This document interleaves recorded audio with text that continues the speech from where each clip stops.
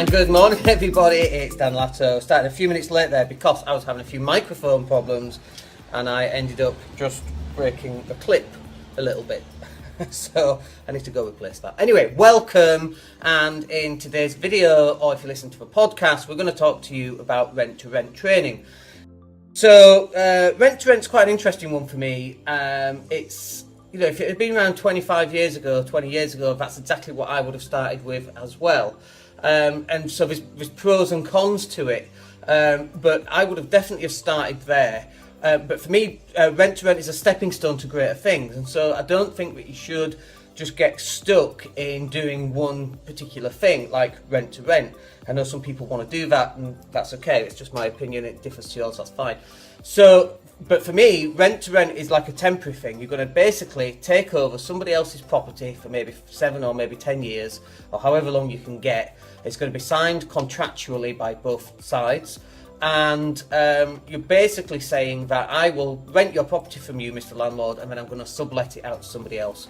And then you've got that for 7 to 10 years. Now, there's two opposing viewpoints on this. So the first one is, Robert Kiyosaki would say, it's not about owning the asset, it's about controlling the asset. And I totally get that. You could rent a Ferrari.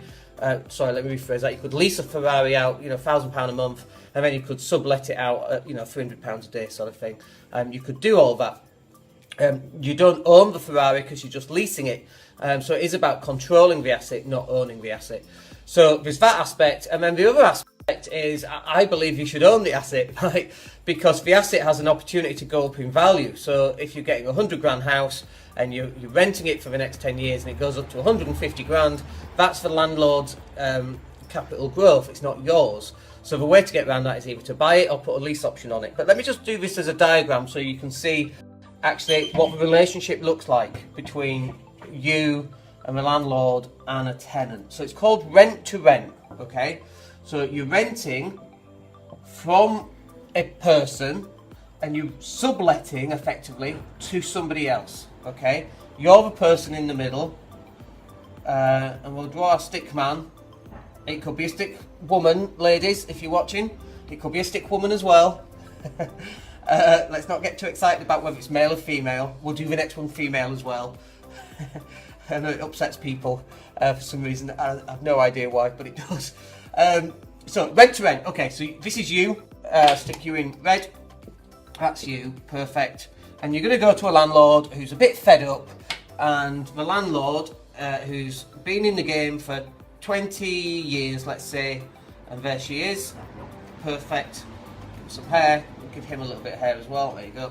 So this person is the landlord, and they're a retired landlord, or maybe they're just going away, or maybe they've just got health problems and they don't want to have to do, managing tenants anymore, but they don't want to sell their property. Okay, or maybe they're in negative equity and they can't sell their property. So this person here, they've got a problem, and you've got to look to solve that problem.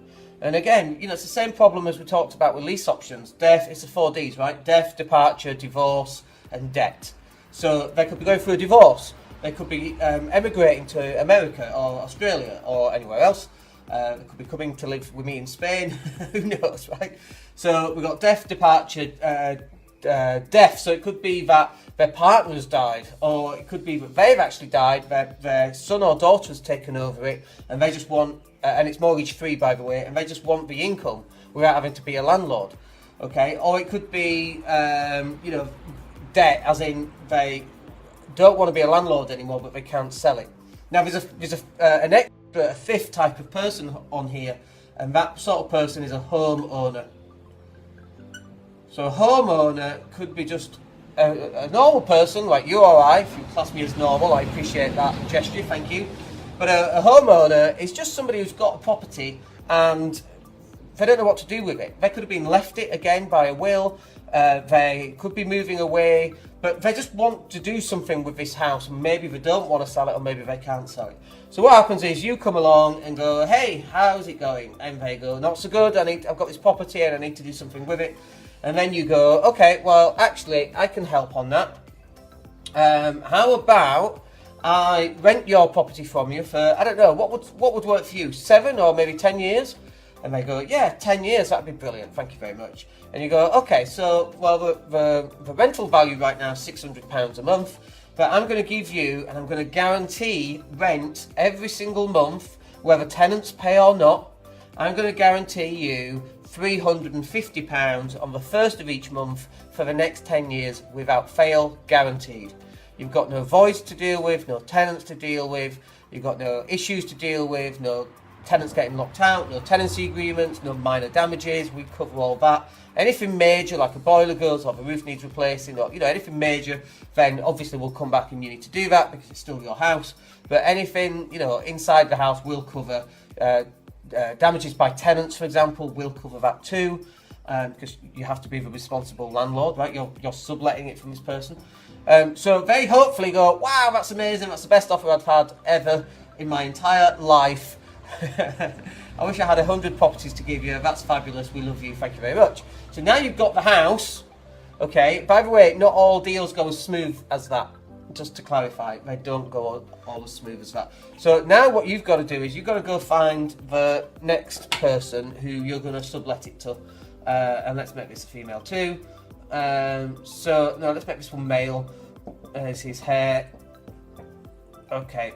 He's got feet. There we go. So this person here, now, let me just do this slightly different actually. Instead of doing one person, let's just do it slightly differently, and let's say that this is a 4-bed house. Now, if it's a 4-bed house, by the way, it's going to be classed as a house of multiple occupation, potentially. Depends on what's going on in your area, and in certain areas we have something called Article 4. So Article 4 will determine whether you can rent this as a HMO or not. But let's just say that you've got 4 bedrooms in this, and you've got one person here. There we go. We've got another person here. And so what you're going to effectively do is you're going to sublet this to 4 different people. If it's a 4-bed house, you might even get 5 bedrooms out of it. Obviously, you have to comply to the HMO requirements. It's really important, because if not, you get fined. We actually made a mistake in my lettings agency. We had a guy, and it was a 4-bed house, and I said, well, what we're going to do is we're going to rent out 3 rooms. No, it was a 6-bed house. That was it. We said 5-bed house. We were going to rent out 4 of those rooms, because the old definition of a HMO was 5 or more people over 3 or more stories. Okay, it's tall. So we put 4 people in, which kept us underneath that HMO threshold legally. What did the landlord do without telling us? He put a 5th person in that house. Why would you do that? So now we, as the letting agency, we are in breach of the HMO law, and we went to court. We had to explain to the judge what had gone on. Let me just check, by the way, because this is not back to front, and it should be back to front on the images. Let me just do that. There we go. That's a bit better. Here we go. Okay, so we had to go to the judge, and we had to explain to the judge that this is what had happened. And so we got fined. We got like I think £2,000 fine. So if you don't get this right, I think it's actually a criminal offence. I think technically it's a criminal offence. Now, it wasn't me personally, it was my lettings agency, so it was a business. You can't put a business in prison, by the way, which is quite cool. But I think it's a criminal offence, but you've got to double check on this, right? Because this is really important. Anyway, so what you then do is you've got this 4-bed house, you're now subletting it to these people here. And so, if you're getting, like, to be fair, £350 is probably going to be quite cheap to get a house with 4 bedrooms. But let's just run the numbers for now. And I'll tell you what, let's just put £600. So you've got £600. That's what it's costing you. Plus you've got gas, water, electricity, £300 there, council tax, all that stuff. So your total that you're spending is £900. And depending what you can get here, so if you can get £350 a month, times 4 is £1,400 a month. So you're going to make £500 profit every single month. From a house that you don't own, for the next 7 or 10 years, whatever you've negotiated, you could earn 500 quid. Now, you might not get 350, you might only get 300. So if you're only getting 300, that does change the numbers quite significantly. So 300 times 4 is £1,200. So now that's gone down to £300. And I'll tell you, for me, there's not enough in it on a deal like that. Okay, it's just not enough in it. 350, yeah, £500 a month. £300 a month profit. What if you only rent to 3 people? So it's, whoops, 3 people times, there we go. So that's £900. Now it's wiped out all your profit, you're down to 0. That makes me very uncomfortable. Makes me very uncomfortable. So you've got to make sure that the numbers are going to work. Now, what is it that you need to make sure that you understand when you're doing rent to rent? Well, there's probably a number of things actually. And so the first one is you've got to be able to find the deal. Find deal. Because if you can't find a way of finding properties that are empty, or properties where the landlord's distressed in some way, or the homeowner is distressed in some way, and then you can go in, explain what you do, and then negotiate, then your rent-to-rent business has failed before it's even begun. And so that can be a problem. The second bit is you've got to find a deal, you've got to negotiate, and you've got to know what to say to the owner, for example. You also need to understand what your legal requirements are. Legal requirements.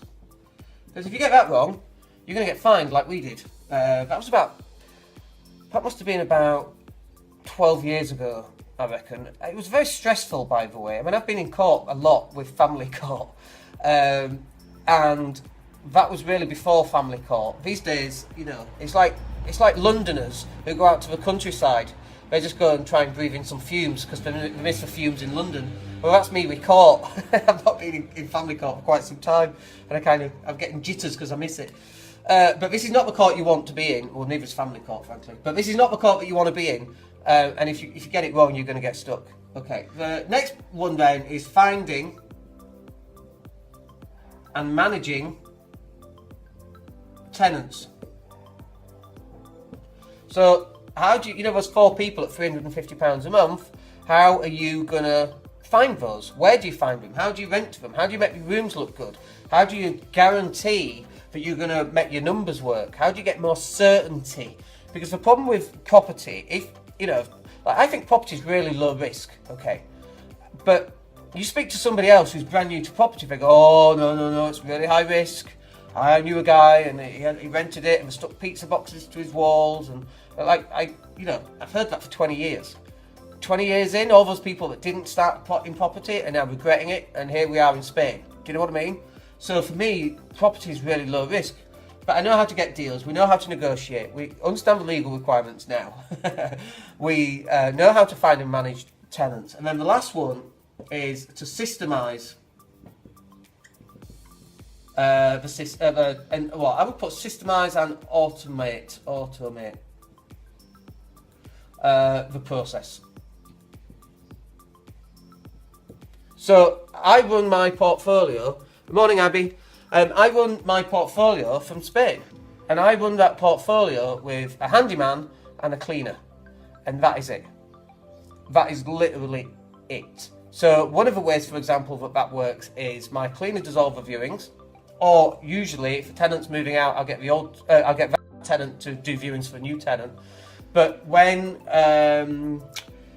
there's no, the property's empty and the tenant's left, and the cleaner goes in, she cleans it, and at the same time she does viewings for people, and it's really disarming for tenants coming in because they're expecting a landlord, and what they get is my cleaner, and so the barriers are down from a sales point of view. And so she closes loads of business for me. She's just a really sweet lady, and she's not corporate at all. Do you know what I mean? So she's just really nice. Just shows people around, and it literally takes 1 or 2 viewings every single time to rent stuff out. And in fact, it's very rare that we actually get her to have to rent anything out. It's only when a tenant's like done a runner or they've said, "Oh, I've left." I'm like, what do you mean you've left? You've not informed us, That's when we go back to court, by the way, because we always, contractually bound. But it's not often she actually has to do viewings for us because all our previous tenants do them, and we tend to rent it very quick. But if you've got a problem with a washing machine, Dan, my washer's broken. Great, text Simon. He's our appliance guy. we send him a number. They contact Simon. He says, yeah, I've been round, it's 58 quid. I fixed it. Thank you very much, Simon. We've given him an instruction to, anything less than 150 quid, you just go fix it. It doesn't matter. If you think maybe it's probably not economical to fix, like, send me a message for a price of a replacement item. And sometimes we'll just buy second hand. Sometimes we'll buy new. Like, we get 6, 12-month warranties on them. And that works really well for us. And we do all that from here in Spain.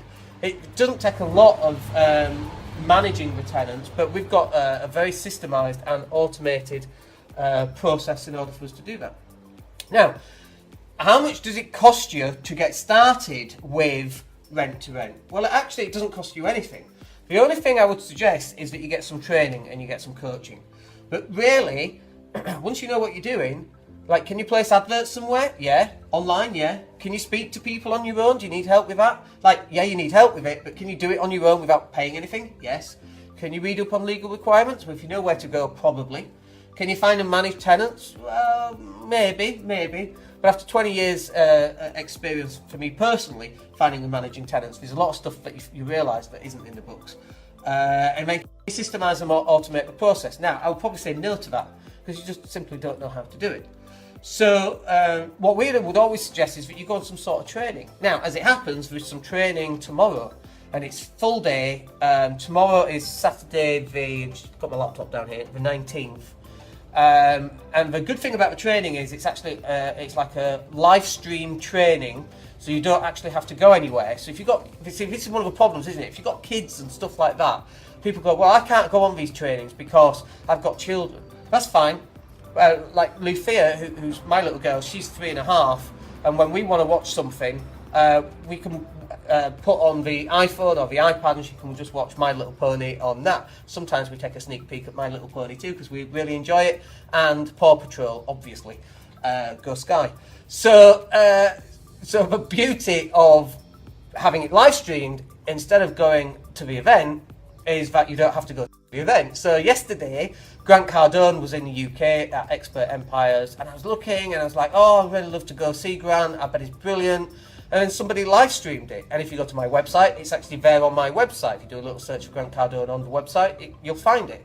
It's live streamed, so I've embedded that onto my website, which is really cool. So, like, that's such a great way of doing it. Now, if you want to go and have a look at the rent-to-rent training, then just drop me a PM. Drop me a message and we'll send you the link and let you have a look at it. It's £295. It's not me that's running it. It's another lady who's been in rent-to-rent for quite some time. And she covers all this stuff, finding deals, negotiating, legal requirements, how to deal with tenants, how to automate and systemize the process. And you can do it all from the comfort of your own room, front room, or your bed, or if you want a pyjama day, or whatever, right? If you want to just go to a hotel, sit with your laptop, with your headphones in. And the way I actually do it is I put on my wireless headphones and I stream a lot of stuff through my wireless headphones, and then I can listen to it while I'm doing the washing up or doing whatever, because I'm a modern man. So yeah, if you want more information about that, you want the link, you want to take a look, then just drop me a message via Facebook, or come to a website, or come and find me on LinkedIn or Twitter and just drop me a message, and we'll run through it for you. If you've got any questions, just let me know. And that, my friends, is rent to rent. And it's a great way of getting started if you've not got a lot of money to get started and you want to start generating regular monthly cash flow. So I'm a cash flow investor, okay? I used to be an investor that would buy properties, do them up and sell them, and we've done like a lot of those. But now we just rely on the money that comes in every month from our properties, and that's what rent to rent will give you. It won't give you the capital increases, but it will get you out of the rat race. £3,000-4,000 a month. That, for most people, will get them out of the rat race. And on that deal before that we talked about with £500 a month, that's what, 8 deals? Can you do 8 deals in the next 2 years? Of course you can. Of course you can. Will it be exactly £500 every time? Not every time. It'll be slightly more, it'll be slightly less. Some deals, for example, will give you £1,000 a month, and some deals for just normal rent, normal single lets will give you £200 a month, but you've only got one tenant in there, so there's less risk and so on, and you're not having to pay for council tax and utility bills and that kind of thing. Anyway, hit me up if you want any more information. Other than that, thank you for watching, thank you for listening on the podcast, and we'll speak to you on Monday. Today's Friday, so no live stream Friday or Saturday, but we're back on Monday. Have a great weekend, guys. Take care.